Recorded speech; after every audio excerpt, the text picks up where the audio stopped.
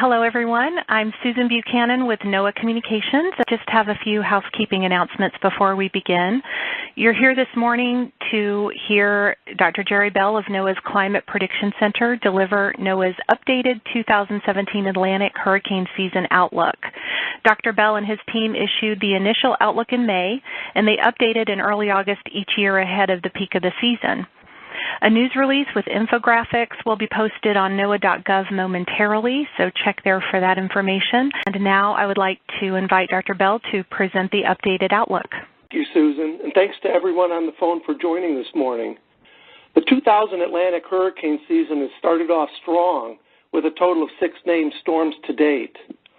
Today, our forecasters continue to monitor Franklin, which the National Hurricane Center predicts will make landfall in Mexico overnight as a hurricane.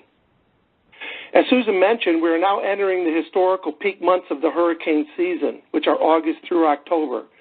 This 3-month period is when the bulk, about 95% historically, of the hurricanes and major hurricanes occur. Therefore, we update the Atlantic hurricane season outlook every year in early August to give the best prediction of what to expect for the remainder of the season. Now the updated outlook. Current and predicted atmospheric and oceanic conditions point to a high likelihood for an above normal season, with the possibility now that the season could be extremely active.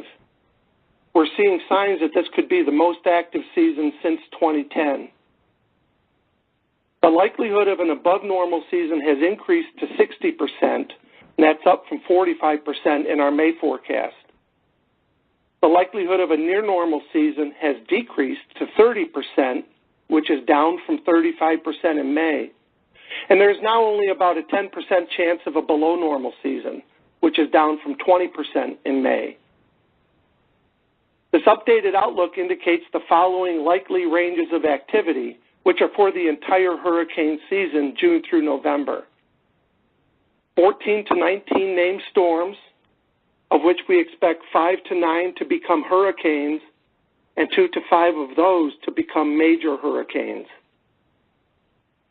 These ranges include the 6 Atlantic named storms to date.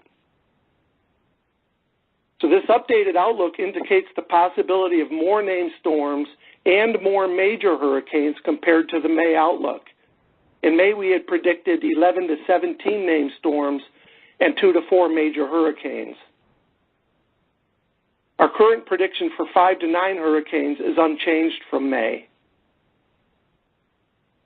Now, please remember that this outlook is a general guide to the overall seasonal activity. We do not make landfall predictions in this outlook. And the reason is quite simple. This is because hurricane landfalls are determined by the weather patterns that are in place as the storm approaches. And those weather patterns just are generally not predictable more than about 5 to 7 days in advance.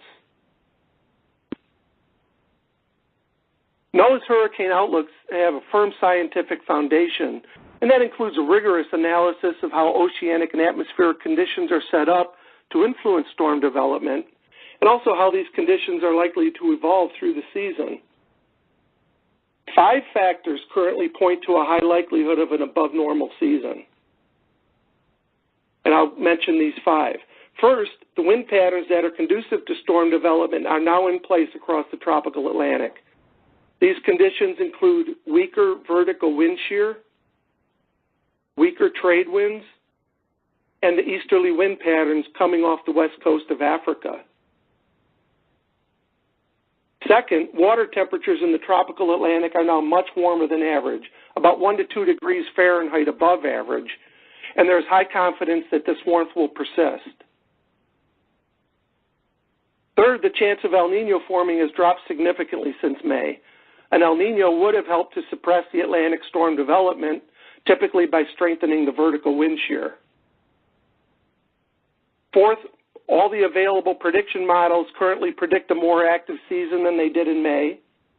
And fifth, the early season activity in the deep tropics and the tropical Atlantic, as we've seen this year, point to a more active season as well.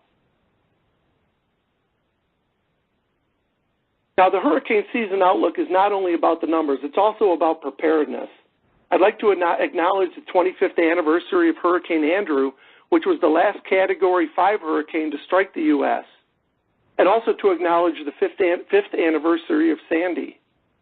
These storms are a reminder to be prepared for a tropical storm or hurricane strike each and every hurricane season, regardless of the overall predicted activity for that season. We advise everyone in hurricane-prone areas to stay abreast of news and information from NOAA throughout the hurricane season, which ends November 30th. You need to know your risk, have a plan, and be prepared.